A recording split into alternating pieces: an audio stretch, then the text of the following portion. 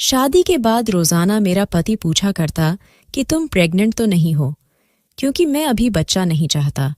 इसलिए अगर ऐसी कोई बात हो तो मुझे सबसे पहले बताना। मेरा पति एक काम और करता था जो बहुत ही अजीब होता था। वह रोज शाम को मुझे अपने साथ एक वीरान जगह ले जाता और वहां बने खाली कमरे में बंद कर देता। उस कमरे में बहुत ही अजीब लगता था। जैसे ही मैं कमरे में दाखिल होती, मुझे नींद आने लगती थी और मैं गहरी नींद में चली जाती। अगले दिन मेरी आंख खुलती थी तो मैं अपने घर के बिस्तर पर मौजूद होती थी, लेकिन मुझे कुछ भी याद ना होता था। मेरे सासे ससुर मुझे नफरत से देखते थे। यहाँ तक कि मेरी सास ने तो मुझसे बातचीत करने भी बंद कर दी थी। घर के कामों को भी हाथ नहीं लगाने देती और घर के काम के लिए काम वाली रख ली थी, लेकिन वह काम वाली हर वक्त अपने आप को चादर में छुपा कर रखती। यहाँ तक कि उसके हाथ पैर भी नहीं दिखते थे। बाद में पता चला कि वह काम वाली गूंगी है, बोल नहीं सकती। लेकिन एक दिन मैंने उसे अपने ससुर के साथ राज की बात करते सुना था, जिसे सुनते ही मेरे सर पर आसमान टूट पड़ा। हकीकत जानकर मैं दंग रह गई। अपने पति को बताना चाहा तो उसने मुझे डांट कर चुप कर दिया। मैं बड़ी परेशान थी। उन्हीं दिनों में प्रेग्नेंट हो गई। मेरे पति को जैसे ही ये बात पता चली, उसने मेरी प्रेगनेंसी गिरवा दी। मैं बहुत रोई और फिर ऐसा ही 3 बार हुआ, लेकिन तीनों ही बार मेरे पति ने मेरी प्रेगनेंसी गिरवा दी। चौथी बार फिर जब मैं उम्मीद से हुई तो मैंने यह राज अपने पति से छुपा लिया और उसको नहीं बताया।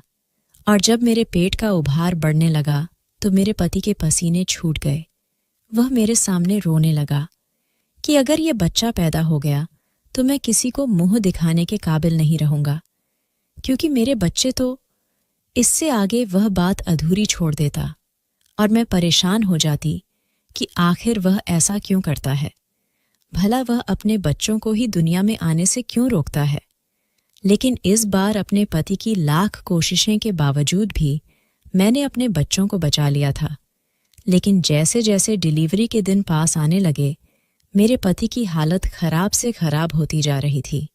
और फिर जैसे ही डिलीवरी का दिन आया तो डॉक्टर ने जैसे ही बच्चा मेरी गोद में दिया, मैं चीखें मार मार कर रोने लगी, क्योंकि वह बच्चा तो। मेरा नाम आरती है। मैं गुजरात के एक छोटे से गांव की रहने वाली हूँ। मेरी शिक्षा 10वीं क्लास तक ही हो पाई थी। मुझे पढ़ने का तो बहुत शौक था। मेरी माँ भी काफी पढ़ी लिखी थी, पर पापा अनपढ़ थे। पापा का अपना बड़ा कारोबार था। मेरे माँ बाप में बहुत मोहब्बत थी, लेकिन उसके बावजूद भी दोनों में लड़ाई झगड़े होते रहते थे। मेरे पापा एक ऐसे खानदान से संबंध रखते थे जिसके कुछ अपने पुराने जमाने की रस्में थी, उसूल थे, जो मेरी पढ़ी लिखी माँ को बिल्कुल भी पसंद नहीं थी। लेकिन पापा अपने खानदान की रस्मों के खिलाफ मम्मी को नहीं जाने देते थे। उनका कहना था कि हमारे बड़े बूढ़ों ने बहुत सोच समझकर यह रस्मों रिवाज बनाई है, जिन्हें तोड़कर पाप के भागीदार नहीं बनेंगे। लेकिन मेरी माँ को यह रस्मों रिवाज समझ नहीं आते थे। ऐसे रस्मों रिवाज की क्या जरूरत बनती है जिनका धर्म से भी कोई लेना देना नहीं था। फिर भला इन रस्मों रिवाज की क्या जरूरत थी। लेकिन पापा इन रस्मों रिवाज से इतनी जुड़े हुए थे कि इन रस्मों रिवाज के आगे उन्हें अपने बच्चे भी दिखाई नहीं देते थे। और पापा ही नहीं, उस खानदान का हर एक मर्द इन रस्मों रिवाजों को अपनी जान से भी ज्यादा बढ़कर निभाता था। एक तो उनके खानदान का यह रिवाज था कि बेटी की शादी खानदान से बाहर नहीं होगी। अगर बेटी की शादी होगी तो वह खानदान के ही किसी लड़के से होगी। गैर बिरादरी से लड़की आ तो सकती है, जैसे मेरी माँ आई थी, लेकिन जा नहीं सकती। फिर चाहे बिरादरी में शादी का जोड़ा हो या ना हो, उम्र का फर्क भी भुला दिया जाता था। फिर चाहे लड़की 18 साल की और मर्द 50 साल का, या फिर लड़की 18, 19 साल की और लड़का 14-15 साल का ही क्यों ना हो, जैसे ही लड़की 18 साल की होती, उसे बिरादरी के किसी लड़के के साथ बांध दिया जाता था। अगर कोई लड़की अपने कदम बाहर उठाने की कोशिश करती तो उसे बिरादरी और घर से तमाम रिश्ते तोड़ दिए जाते थे। यहाँ तक कि कभी कभी तो लड़की को इन रस्मों रिवाज की बलि चढ़ा दिया जाता था, उनकी जिंदगी लेकर। दूसरी रस्म थी औरतों की शिक्षा को लेकर। मेरे पापा के खानदान वालों का मानना था कि औरत को ज्यादा शिक्षा देना जरूरी नहीं है। औरतों की शिक्षा को बेकार माना जाता था। अगर लड़की ज्यादा पढ़े लिख ले तो उसे बुरा समझा जाता था। वजह यह थी कि ज्यादा शिक्षा हासिल करने के बाद औरत खुद के पैरों पर खड़ी हो जाती है और फिर मर्दों के सामने जबान खोलती है, जैसे मेरी माँ मेरे बाप के सामने आकर खड़ी हो जाती थी। जब भी उन्हें कुछ गलत होता दिखाई देता था, औरतों को यह बिरादरी वाले अपनी जागीर समझते थे। तीसरा और सबसे दर्दनाक रिवाज था कि कुछ भी हो जाए, औरत तलाक नहीं ले सकती थी और ना ही उसे तलाक दी जाती थी। अगर औरत नापसंद भी हो तब भी उसे जिंदगी से तो निकाल दिया जाता था, लेकिन आज़ाद नहीं किया जाता था। वह सारी जिंदगी अपने पति के नाम पर बैठी रहती थी, लेकिन तलाक लेकर अपना दूसरा घर नहीं बसा सकती थी। इनका कहना था कि डोली बाप के घर से निकली है तो अरथी पति के घर से ही उठेगी। औरतों को जो हक दिए जाने चाहिए, इन लोगों ने वो हक औरत से छीन लिए थे। पति चाहे कैसा ही बिहेव करें, चाहे मार पीट जानवरों जैसा बिहेव करें, लेकिन औरत को फिसे ही जिंदगी गुजारनी पड़ती थी। बिरादरी वालों का कहना था कि यह औरत का फर्ज है कि वह अपने पति की सारी बातें माने, लेकिन मेरी मम्मी पढ़ी लिखी थी और तमाम रस्म रिवाज के सख्त खिलाफ थी। लेकिन आखिर कब तक खिलाफ रहती? कोई दूसरी औरत उनके साथ खड़ा होने वाला कोई नहीं था, लेकिन माँ की बातों से पापा की सोच में थोड़ा बहुत बदलाव जरूर आ गया था। लेकिन वह भी एक पुराने ख्याल के खानदान की रस्मों रिवाज से बंधे हुए मर्द थे। खानदान वालों की नाराजगी लेकर उन्होंने मुझे 10वीं क्लास तक पढ़ाई कर दी थी। लेकिन उसके बाद मेरी मम्मी ने लाख जीत की, लेकिन उन्होंने मुझे आगे नहीं पढ़ाया और मेरे 18 साल के होते ही मेरा रिश्ता अपने दोस्त के बेटे से तय कर दिया, जो मुझसे 10 साल बड़ा था और बिल्कुल जाहिल और अनपढ़ था। गुस्से का तेज और इतना बदतमीज कि जो भी उसको देखता है कानों पर हाथ रख लेता था। मेरी माँ ने इस रिश्ते से साफ इनकार कर दिया कि वह मेरी शादी एक जाहिल आदमी से हरगिज नहीं करेगी, और उस दिन पापा ने माँ को तलाक की धमकी दे दी कि अगर हमारे खानदान की रस्मों रिवाज को तोड़ने की कोशिश की तो फिर यह रस्म भी टूटेगी कि मैं तुम्हें तलाक दे दूंगा। यह सुनते ही मम्मी के साथ साथ मैं भी दंग रह गई थी। यहाँ पर जाकर मम्मी कमजोर पड़ गई और फिर पापा की ही मर्जी चली, और 2 महीने में ही धूमधाम से मेरी शादी पापा के उस जाहिल और बदतमीज दोस्त के बेटे से हो गई। मेरे पति का नाम अंकुश था। देखने में तो काफी अच्छा था, लेकिन वही पुरानी सोच का मर्द था। जिस सोच के मेरे पापा थे, शादी की पहली रात में दुल्हन बनी बैठी थी। काफी डरी सहमी हुई थी। जब कमरे में अंकुश आया और मुझे बहुत नरमी से और मोहब्बत से बात किया, मुझे शादी की पहली रात का गिफ्ट भी दिया और मुझसे बातें करने लगा, और फिर मुझसे बोला कि हम अच्छे दोस्त बनकर रहेंगे। इसकी यह बातें सुनकर मैं हैरान रह गई कि मैं तो उसके बारे में बहुत ही गलत सुन रखा था, लेकिन फिर मैं खुश भी हो गई। मेरा सारा डर अब गायब होने लगा था। मैंने अंकुश की तरफ दोस्ती का हाथ बढ़ा दिया। हम कुछ देर बैठकर बातें करते रहे। जब अंकुश ने ऐसी बात बोली जिसे सुनते ही मैं दंग रह गई। अंकुश ने कहा कि अब हम बेस्ट फ्रेंड हैं, तो तुम मुझे अपनी सारी बातें बताओगी, छोटी से छोटी भी और बड़ी से बड़ी भी। मैंने कहा, ठीक है। फिर अंकुश ने आगे कहा कि जब हम अच्छे दोस्त बन ही गए हैं तो हम एक दूसरे की सारी बातें भी मानेंगे। मैं जो बोलूंगा वह तुम खुशी खुशी मानेगी, और हमारे बीच की कोई भी राज किसी को नहीं बताओगी। मैं मान गई। फिर वह मुस्कराया और बोला, जब भी तुम प्रेग्नेंट हो तो यह बात सबसे पहले मुझे ही बताओगी।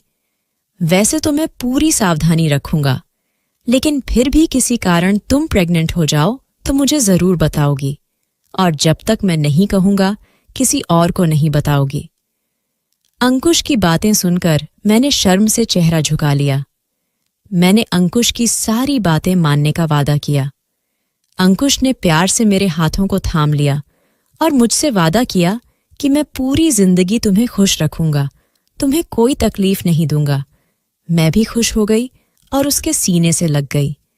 उसके बाद अंकुश मेरा बहुत ख्याल रखता, मुझे खुश रखने की कोशिश करता, लेकिन एक बात रोज कहता कि अगर तुम्हें ऐसा महसूस हो कि तुम प्रेग्नेंट हो तो सबसे पहले मुझे ही बताना, मेरे अलावा किसी को नहीं। मैं कहती, तुम इतना परेशान क्यों हो? हम सावधानी बरत तो रहे हैं, ऐसा नहीं होगा। मुझे हैरत होती है कि इतनी सावधानी रखने के बावजूद भी अंकुश इतना परेशान क्यों रहता है, ऐसा जैसे वह मेरी प्रेगनेंसी को लेकर कितना डरा हुआ है। लेकिन फिर भी मैं अंकुश के साथ बहुत खुश थी, क्योंकि वह मेरा बहुत ध्यान रखता था। लेकिन एक बात जो उस घर में बहुत ही अजीब थी, मेरा पति हर रोज शाम को मुझे अपने साथ बाहर लेकर जाता, ये कहकर कि चलो बाहर घूमने चलते हैं, और आबादी से दूर एक कमरे में ले जाकर छोड़ देता। वह कमरा बहुत ही पुराना बंजर सा था, लेकिन अंदर से बहुत ही खूबसूरत था। उस कमरे में जाते ही मुझे नींद आने लगती और कुछ ही देर में मैं सो जाती, और फिर मुझे कुछ याद ना रहता, और जब अगले दिन मेरी आंख खुलती मैं अपने घर में मौजूद होती। मेरी सास मुझे अजीब सी नजरों से और गुस्से से घूरती रहती। पहले तो वह मुझसे बहुत ही मोहब्बत करती थी, बहुत ही अच्छे से पेश आती थी, लेकिन अब तो बस गुस्से से घूरती रहती थी। मेरे ससुर ने भी मुझसे बातचीत करना बंद कर दिया था। मैं अपने पति अंकुश से इस बारे में पूछती तो वह कुछ ना बताता, बल्कि कहता कि तुम्हारा जानना जरूरी नहीं।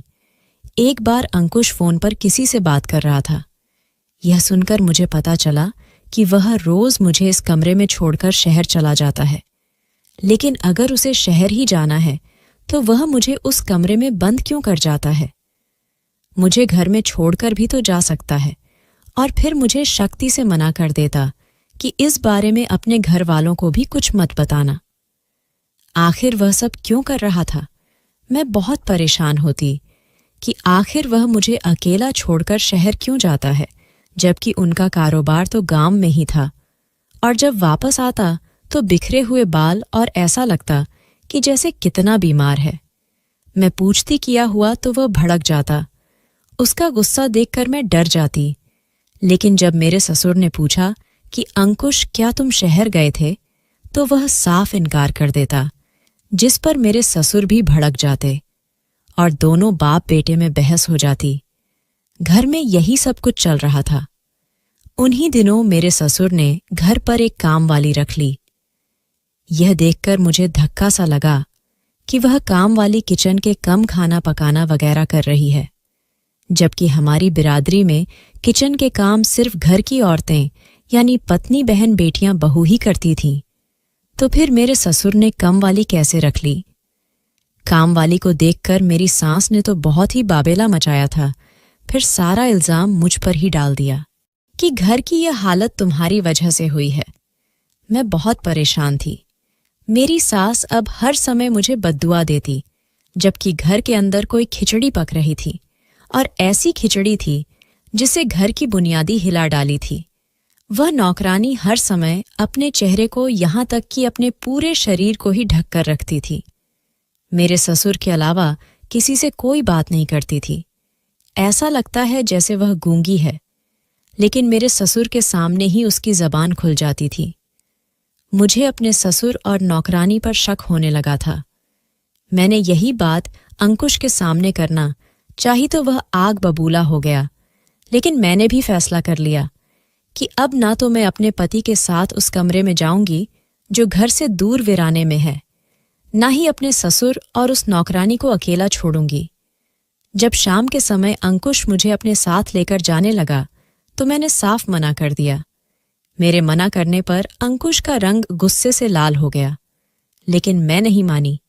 फिर भी जबरदस्ती वो मुझे अपने साथ ले गया। मेरे लाख मना करने के बावजूद वह मुझे अपने साथ घसीटता चला गया। अगले दिन जब मुझे होश आया, मेरा बुरा हाल था। पूरा शरीर दर्द कर रहा था, चक्कर भी आ रहे थे। मैं अपने बेड पर लेटी हुई थी।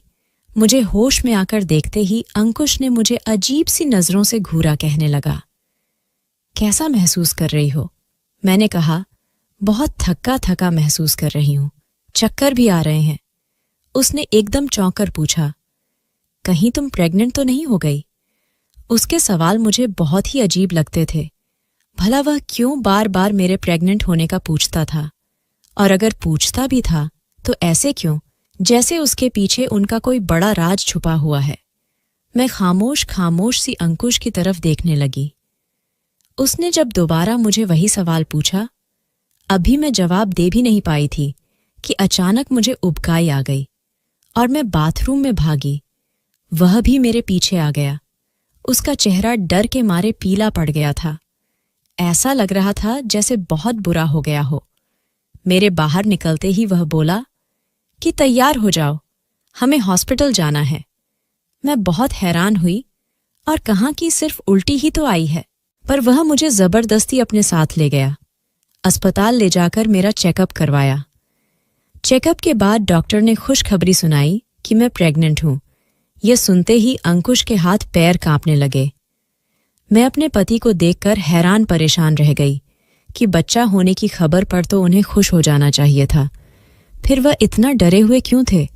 मैं यही सोच रही थी कि जब अंकुश ने जो कहा, उसे सुनते ही मेरे पैरों तले से जमीन निकल गई।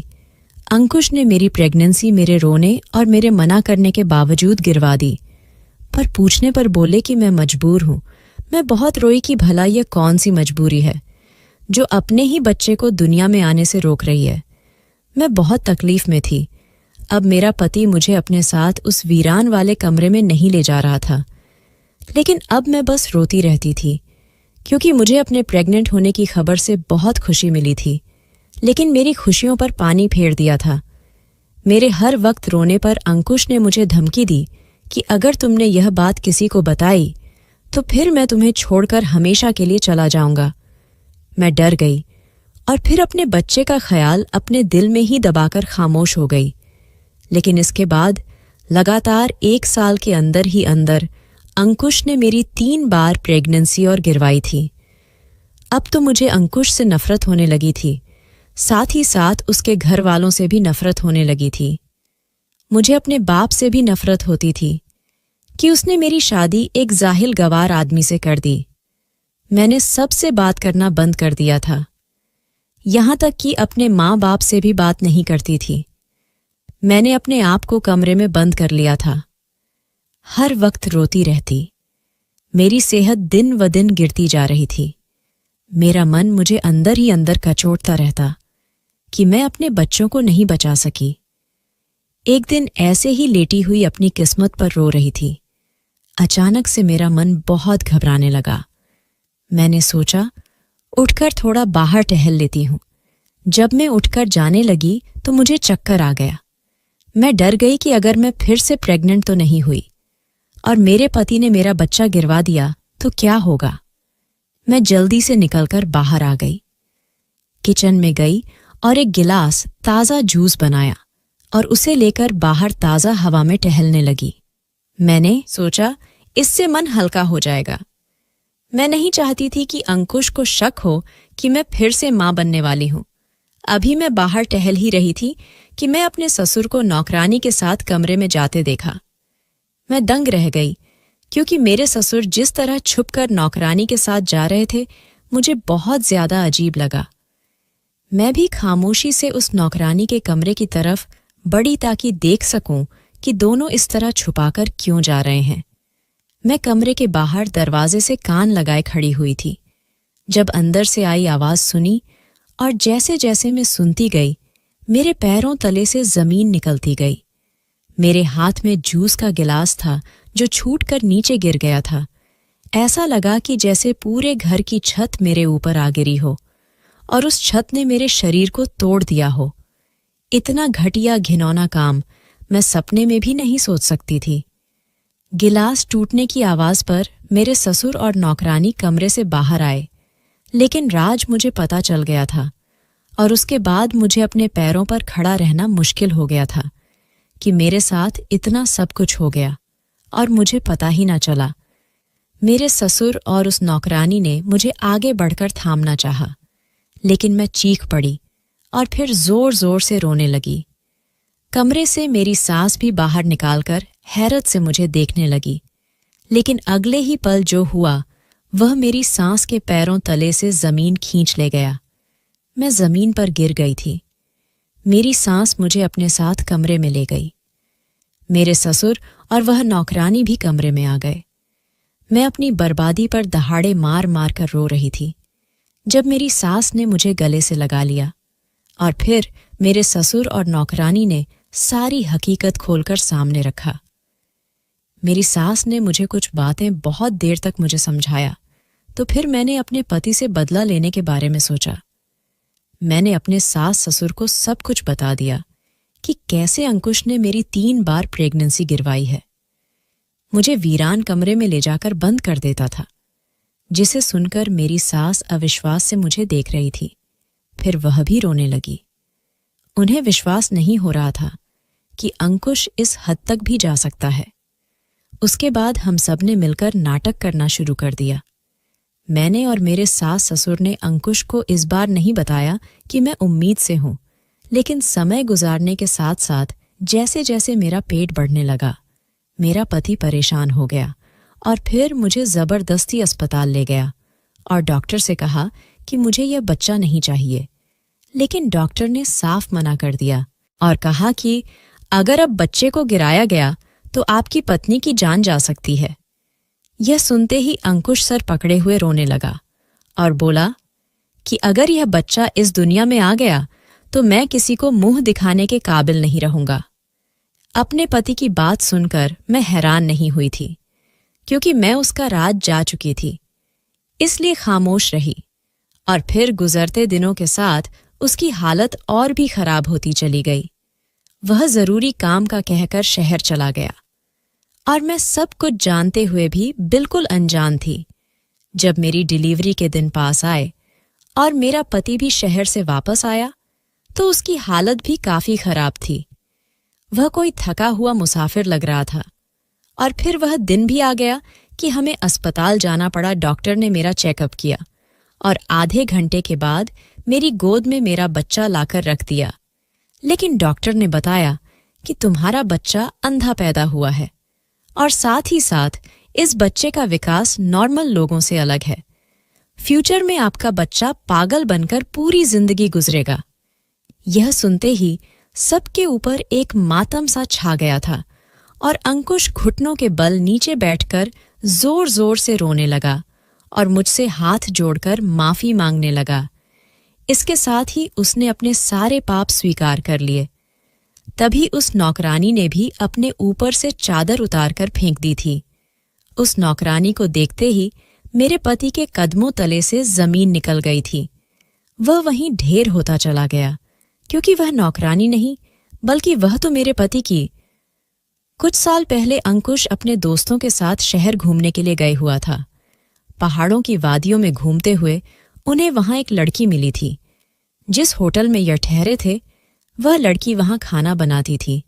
वह लड़की बहुत सुंदर थी, बिल्कुल कश्मीरी सेब की तरह। जब मेरे पति को वह पसंद आ गई, वह बहुत मासूम थी, लेकिन इसके साथ ही समझदार भी। उसने मेरे पति को हद से आगे नहीं बढ़ने दिया, जबकि मेरे पति को उससे बहुत मोहब्बत हो गई थी। वह तो अपनी बिरादरी की रस्मों रिवाज भी भूल गए थे और फिर नैनीताल में ही वीडियो कॉल में ही उसके बाप से रिश्ते की बात करके उससे शादी कर ली। आभा के बूढ़े बाप को भी ऐतराज नहीं था, क्योंकि उन्हें तो अपने फर्ज से फ्री होना ही था। अंकुश उन्हें पसंद आ गया। देखने में स्मार्ट था। उन्होंने आभा की शादी अंकुश के साथ कर दी। शादी के 2 महीने तक आभा और अंकुश एक साथ रहे, जब गांव से बुलावे पर उसे गांव जाना पड़ा। आभा से वापस आने का वादा करके वह गांव चला गया। उधर आभा अंकुश का इंतजार करती रही और इंतजार की सीमा हद से आगे बढ़ती चली गई। यहां तक कि आभा एक बेटे को भी जन्म दे दिया, लेकिन अंकुश वापस नहीं लौटा। आभा को अपने नाम के साथ बांधे रखा।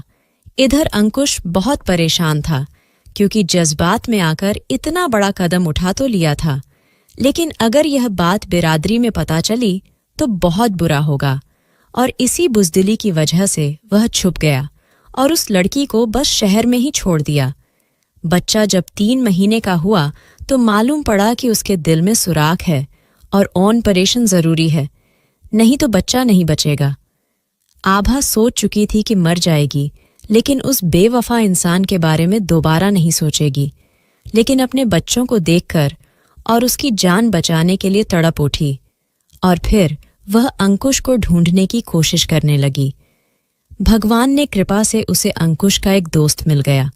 वह पढ़ा लिखा लड़का था। उसे आभा की हालत पर दया आ गई और उसने आभा को अंकुश के पास पहुंचा दिया। आभा अंकुश के घर वालों के सामने बहुत रोई और अपना बच्चा आगे कर दिया कि अब इसकी जिंदगी आप लोगों के हाथ में है। लेकिन उस समय डर के मारे अंकुश आभा के साथ रिश्ते से मुकर गया और कहा कि वह इस लड़की को नहीं जानता, न जाने किसका पाप यह मेरी झोली में डाल रही है। बिरादरी वालों ने उस लड़की को घर से निकाल दिया और बहुत ही बेइज्जत किया। मेरी सास ने भी अपने बेटे पर ही विश्वास किया। जब उस लड़की ने अपने बच्चों को सीने से लगाकर रोते हुए अंकुश को बात दुआ दी कि अगर तुम झूठे हो और मैं सच्ची हुई तो भगवान करे तुम्हारी औलाद भी सही पैदा ही ना हो, किसी ऐसी बीमारी के साथ पैदा हो कि तुम्हें खून के आंसू रुलाए। लेकिन अंकुश को उस समय अपनी इज्जत और बिरादरी का इतना डर था कि उसने आभा को अपनी पत्नी मानने से इनकार कर दिया। यहां तक कि इंसानियत के नाते भी उसे अपनी सगी औलाद पर दया नहीं आई। लेकिन पता नहीं क्यों मेरे ससुर को आभा पर कुछ कुछ विश्वास होने लगा था। जैसे ही आभा घर से बाहर निकली, मेरे ससुर ने अपने नौकर से उसे बुलवाकर खामोशी से उसे अपने नौकर के घर में छुपा दिया। उस बच्चे का डीएनए भी करवाया तो मालूम हुआ कि वह लड़की सच कह रही थी। उसके बाद मेरे ससुर ने उस बच्चे का इलाज करवाया, लेकिन आभा को और बच्चे को सबसे छुपा कर ही रखा, जिससे बिरादरी में उनकी इज्जत बनी रहे। इसलिए मेरी शादी अंकुश के साथ करवा दी। लेकिन आभा की दी हुई बद्दुआ को लेकर अंकुश बहुत ही डरा हुआ रहने लगा था। आभा के घर से जाने के बाद अंकुश ने उसे ढूंढने की बहुत कोशिश की थी, लेकिन वह उसे नहीं मिली थी। वह रोज आभा को ढूंढने के लिए निकल जाया करता था, लेकिन जब मेरे ससुर ने उसे शहर जाने की वजह पूछी तो फिर वह कोई जवाब नहीं दे पाया और उसने इसका यह हल निकाला कि रोज मुझे अपने साथ लेकर जाता और अपने माँ बाप से कह देता कि मैं आरती को उसकी मम्मी पापा के पास ले जा रहा हूं, और फिर उसे वीरान कमरे में ले जाकर बंद कर देता और मुझे सोने वाली दवा दे देता है, जिससे कि मैं आराम से पूरी रात सोई रहती। खुद आभा को ढूंढने चला जाता। इसलिए मेरी सास अब मुझसे नफरत करने लगी थी, क्योंकि उन्हें लगता था कि मैं रोज अपनी माँ के घर चली जाती हूँ। मैं घर बनाने वाली लड़की नहीं हूँ। उस दिन भी जब मैं जूस का गिलास लेकर अपने ससुर और कामवाली का पीछा करते हुए कमरे तक गई थी, तो कमरे के अंदर से ऐसे ही आधी अधूरी सच्चाई सुनी थी। लेकिन आधी अधूरी सच्चाई सुनकर भी मैं पूरी बात समझ गई थी, और जब मेरी सास ने उस नौकरानी का चेहरा देखा तो वह भी सारी हकीकत समझ चुकी थी और मुझे भी सारी सच्चाई बता दी थी। मैंने उस लड़की से माफी मांगी, अपने पति की वजह से नहीं, बल्कि अपने अंदर पलते एक मासूम और नन्ही सी जान की वजह से, क्योंकि मैं नहीं चाहती थी कि उसकी बद्दुआ मेरे बच्चे को लगे। आभा ने मुझे माफ कर दिया था, मुझे गले से लगा लिया था, और जब मेरा बच्चा पैदा हुआ तो मेरे सास और ससुर ने नाटक किया और डॉक्टर को समझा दिया कि तुम्हें बाहर जाकर कहना है कि बच्चा अंधा और अबनॉर्मल पैदा हुआ है, जिसे सुनते ही मेरे पति ने रोते हुए अपने सारे पाप स्वीकार कर लिए थे। इस बात को 1 साल गुजर चुका है, लेकिन बिरादरी के रस्मों रिवाज अब भी वही है। मैं और आभा अब एक साथ मिलकर रहते हैं। आभा का बेटा 4 साल का हो चुका है और मेरा बेटा 1 साल का हो चुका है। हम दोनों बहनों की तरह रहते हैं और दोनों बच्चे आपस में भाइयों की तरह रहते हैं। हम दोनों मजबूर हैं। बिरादरी के पुराने रस्मों रिवाज की भेंट चढ़कर तलाक नहीं ले सकते, लेकिन अपने पति को भी माफ नहीं किया है। मेरे पापा भी अपने फैसले पर शर्मिंदा है। दोस्तों, जरूरी नहीं कि पुराने रस्मों रिवाज हमरे भलाई के लिए ही हों। कुछ नुकसानदायक साबित होते हैं, जिन्हें तोड़ देने में ही भलाई है। हमारे बुजुर्ग भी इंसान ही थे, उनसे भी गलती हो सकती है। उस समय हालात को देखते हुए उन्होंने जो भी रस्मों रिवाज बनाए थे वह उनके समय के लिए ठीक होंगे, लेकिन बदलते समय के साथ रस्मों रिवाजों को भी बदलना पड़ता है। मैंने और आभा ने अभी तक वैभव को माफ नहीं किया है। वह रोज शहर से एक माफीनामा भेजता है, लेकिन मेरा दिल उसे माफ करने का नहीं करता और ना ही आभा का, क्योंकि हम दोनों ने बहुत झेला है। दोस्तों, आप लोगों को क्या लगता है? क्या हम दोनों को वैभव को माफ कर देना चाहिए और उसे स्वीकार कर लेना चाहिए? अपनी राय कमेंट बॉक्स में जरूर देना। दोस्तों, वीडियो कैसा लगा? कमेंट करके जरूर बताना। वीडियो को लाइक और चैनल सब्सक्राइब कर देना।